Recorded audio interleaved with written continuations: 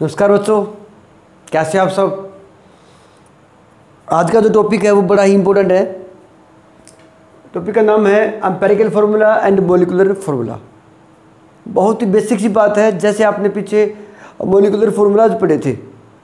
Glucose का होता है C6H12O6, वाटर का होता है H2। अब आपके दिमाग में ये क्वेश्चन आता होगा कि यह फार्मूला कैसे बना, क्यूरियोसिटी आपके दिमाग में आती है। तो उसी क्यूरियोसिटी को दूर करने के लिए आज ये टॉपिक जो है वो आपकी हेल्प करेगा।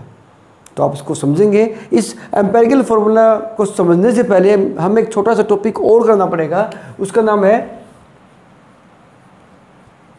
परसेंटेज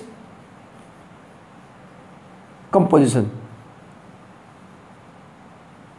परसेंटेज कंपोजिशन देखिए ये क्या होता है। आप इसको बोल सकते हो बाय वेट। बाय वेट कैसे होती है? बाय वेट होती है परसेंटेज कंपोजिशन बाय वेट। जैसे मान लीजिए आपके पास CO2 है। CO2 के अंदर आपको परसेंटेज निकालनी किसकी? कार्बन की। तो इसका फॉर्मूला करना, फॉर्मूला क्या रहेगा? Mass of component upon total mass of the compound. जो कंपाउंड था उसका टोटल मास और ऊपर आपका आ जाएगा मास ऑफ कंपोनेंट, इनटू आप कर देंगे 100। ये बात आपको ध्यान रखना, बहुत ही सिंपल बात है। आप मैथ में भी करते हैं परसेंटेज निकालना, वही चीज़ यहाँ पर है, कोई लंबी चौड़ी बात नहीं है। अब आपके पास कार्बन है, उसकी परसेंटेज निकाल रहा हूँ। Percentage of carbon in CO2। देखिए बिल्कुल सिंपल फॉर्मूला आपके सामने, वही लगाएंगे हम। अब कार्बन का मास कितना होता है? 12। और कार्बन डाइऑक्साइड में का टोटल मास कितना होता है? 44। ये अभी आपने पीछे किया भी होगा, निकालते कैसे हैं? उनका एटॉमिक मास है, उनकी हेल्प से अपने से क्या निकालते हैं? Molecular mass into 100। कितना आ जाएगा? 27.27। तो ये आपका परसेंटेज बाय वेट किसका आ गया? कार्बन का आ गया। अब बच गया किसका? Oxygen. Percentage of oxygen in CO2 is equal to, ऊपर क्या आ जाएगा आपका? O2 आ जाएगा। ऑक्सीजन का कितना है? 16। अब देखिए यहाँ पर आपको एक बात ध्यान रखनी है, ऑक्सीजन के 2 एटम्स हैं, तो क्या आएगा? ऑक्सीजन का 32/44 into 100 72.72 percentage.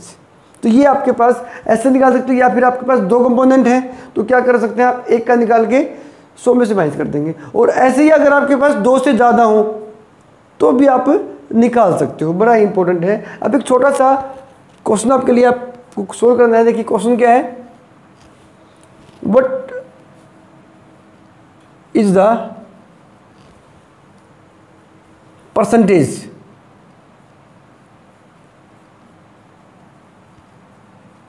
Percentage of carbon in 200 gram of ethanol. ये क्वेश्चन आप अपने आप करेंगे, सोल्व करना है, आंसर आपका आएगा, कमेंट करना है आंसर। कॉन्सेप्ट आपने समझा, उसी कॉन्सेप्ट को यूज करना है। बड़ा आसान है, सिंपल है, ठीक है। अब परसेंटेज आपने निकाल ली। अब इस परसेंटेज का यूज करके आप क्या करेंगे? एम्पिरिकल फार्मूला, मॉलिक्यूलर फार्मूला निकालेंगे। तो पहले मैं आपको बताता हूं कि होता क्या है ये। देखिए एक आपके पास एम्पिरिकल फार्मूला, एक आपके पास है मॉलिक्यूलर फार्मूला। एग्जांपल देखना आप यहाँ पे, एम्पिरिकल फार्मूला यहां लिखता हूं मैं, मॉलिक्यूलर फार्मूला। रट्टा मारने की जरूरत नहीं है, समझना आपको। देखिए क्या करेंगे? मैं लिखता हूं CH2O।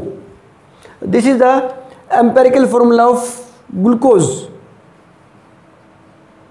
ग्लूकोज जो होती है उसका एम्पिरिकल फार्मूला है, और यहाँ पर इसका फार्मूला होता है C6H12O6। O6, ठीक है। ये हो गया इसका मॉलिक्यूलर फॉर्मूला। ध्यान रखेंगे, समझना इसको आप यहाँ पर डेफिनेशन समझ के लिखेंगे आप। Empirical formula is the simplest whole number ratio of atoms present in a compound. किसी कंपाउंड के अंदर जो एटम्स प्रेजेंट है उसका सिंपलेस्ट जो होल नंबर रेशियो होता है उसको क्या बोलते हैं यहाँ पे, एम्पिरिकल फॉर्मूला। और मॉलिक्यूलर फॉर्मूला क्या हो जाएगा, this is the actual number of atoms of different elements present in the compound. जो यहाँ पर एक्चुअल जो एटम्स होते हैं या एक्चुअल जो रेशियो होता है उसको क्या बोल सकते हैं आप, इसका मॉलिक्यूलर फॉर्मूला। एक और देखिए CH, ठीक है, C2H2 इथीन है हमारे पास, ये इथाइन, 10th क्लास में पढ़ा था आपने थाइन।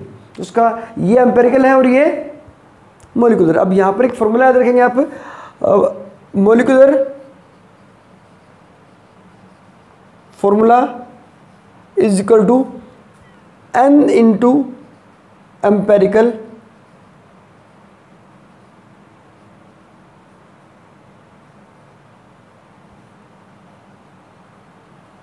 फॉर्मूला। जो n आएगा उसको आप एम्पिरिकल फॉर्मूला से मल्टीप्लाई कर देंगे। यहाँ पर n कितना है, समझिए यहाँ पर n कितना है, n यहाँ पर कितना है 6 है और यहाँ पर n कितना है 2 है। तो n कहाँ से आएगा, ये बात बड़ी इंपॉर्टेंट है। तो n क्या करेंगे, n is equal to the molecular formula mass upon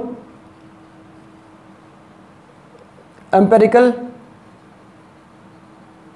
formula mass. यहाँ से जो n निकल जाएगा उससे आप क्या निकाल सकते हैं, उसका एम्पेरिकल फॉर्मूला और मॉलिक्यूलर फॉर्मूला आप निकाल सकते हैं। याद रहेगा आपको शायद।